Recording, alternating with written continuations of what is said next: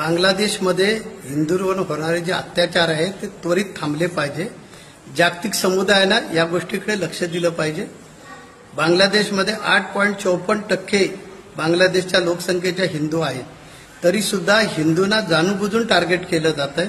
हिंदू अल्पसंख्याक तिथे आहे आणि त्यामुळे जाणूनबुजून हिंदूंचीच मंदिरं, हिंदूंचेच घरं, हिंदूंचेच मालमत्ता, हिंदूंचेच व्यवसाय टार्गेट केलं जातंय।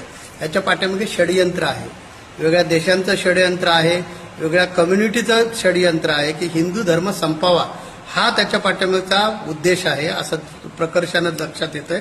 आणि म्हणून धर्मगुरू या नात्यानं मी संपूर्ण जागतिक व्यवस्थेला आवाहन करतो ह्या मार्फत की आपण आमच्या हिंदूंच्या जीविताचं, मालमत्तेचं, न्याय हक्कांचं, धार्मिकतेचं संरक्षण करावं आणि पुढाकार घ्यावा।